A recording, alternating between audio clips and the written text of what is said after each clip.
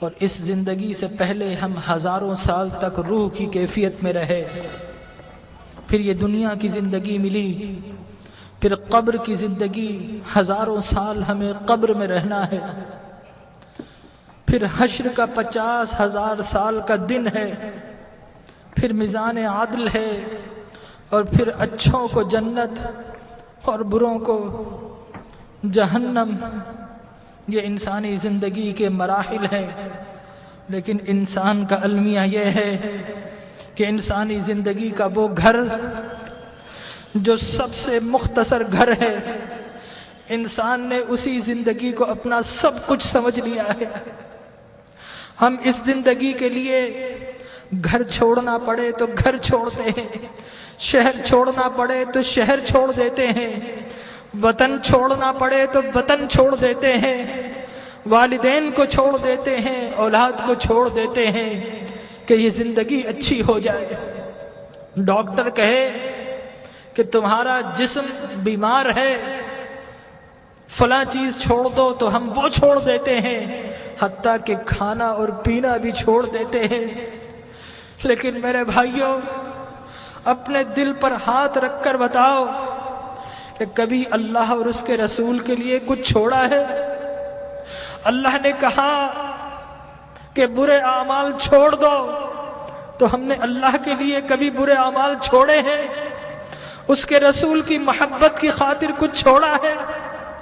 ارے فقط ایک آنکھ جانے کا خطرہ ہو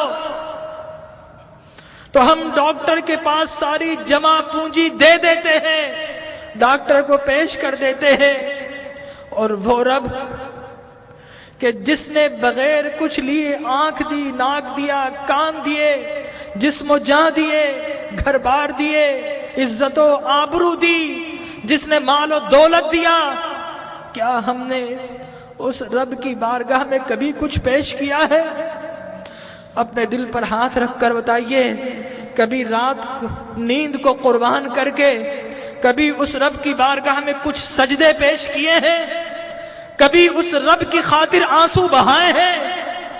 ارے اس دنیا کو سب کچھ سمجھنے والوں، اس دنیا کو بڑا ہم سجاتے ہیں، گھر میں رنگ و روغن کرتے ہیں، فانوس لگاتے ہیں، وائٹ واش کرتے ہیں، قیمتی گدے اور قیمتی سامان سے اپنی زندگی کو آرام پہنچاتے ہیں، لیکن یاد رکھیے کہ یہ زندگی 60-70 سال کی زندگی ہے، آگے کی جو زندگی، قبر کی جو زندگی ہے، وہ ہزاروں سال کی زندگی ہے، اور خدا کی قسم ہماری قبر ہمیں پکار رہی ہے، یہ ہم ہی نکمے ہیں نہیں سنتے، ہماری قبر کہہ رہی ہے کہ لوگوں میں بھی تو تمہارا گھر ہوں، لوگوں میرے پاس بھی تم کو آنا ہے۔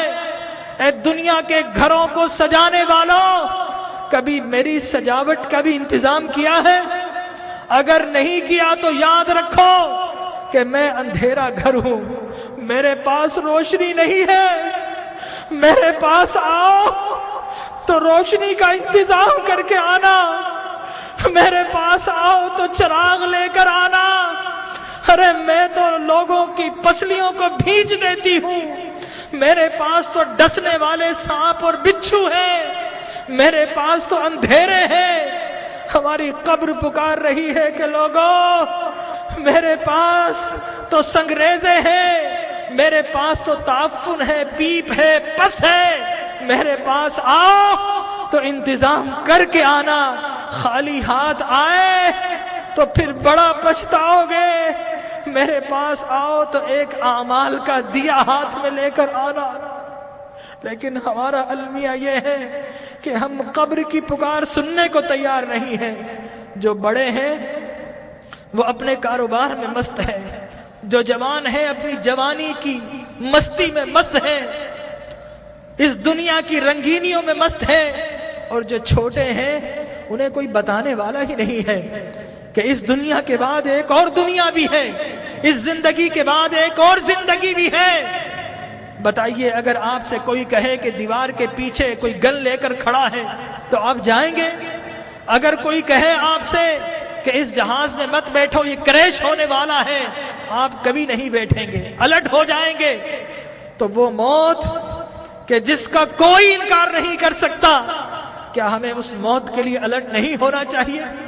ہمارے نبی نے بتایا کہ لوگوں، جو کچھ میں جانتا ہوں اگر تمہیں معلوم ہو جائے تو تم ہنسنا چھوڑ دو، تم رونا شروع کر دو، ہنسنا چھوڑ دو۔ لوگوں، جو کچھ میں دیکھ رہا ہوں اگر تم دیکھ لو تو تم شہروں کو چھوڑ دو اور جنگلوں میں دوڑ پڑو۔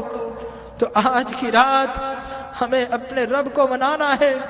ہم بہت ہنس لیے ہیں، آج کی رات تو کچھ آنسو بہا لیجئے، اپنے رب کو منا لیجئے۔ ارے اللہ کے انبیاء کو دیکھیے، یحییٰ علیہ السلام بچے ہیں، 6-7 سال کے ہیں، زارو قطار روتے تھے، بے ہوش ہو جایا کرتے تھے۔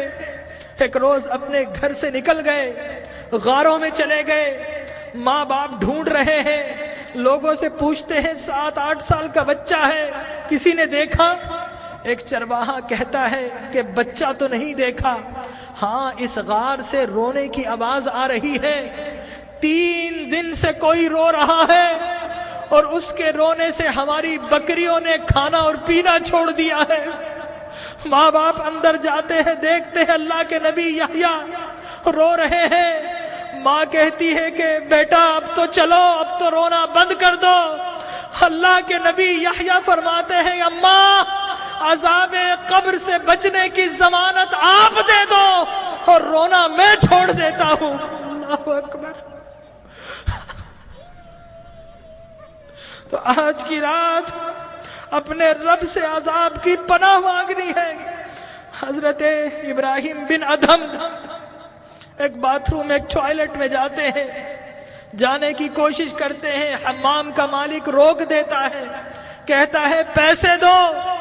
حضرت ابراہیم بن ادھم رونا شروع کر دیتے ہیں اور کہتے ہیں کہ یہ لیٹرین جو شیطان کی جگہ ہے، یہاں پر جب بغیر پیسے کے نہیں جا سکتا، ارے اللہ کی وہ جنت جو انبیاء اور اولیاء کے رہنے کی جگہ ہے، وہاں اعمال کے بغیر کیسے جاؤں گا؟ تو آج اعمال کا چراغ لے لیجئے۔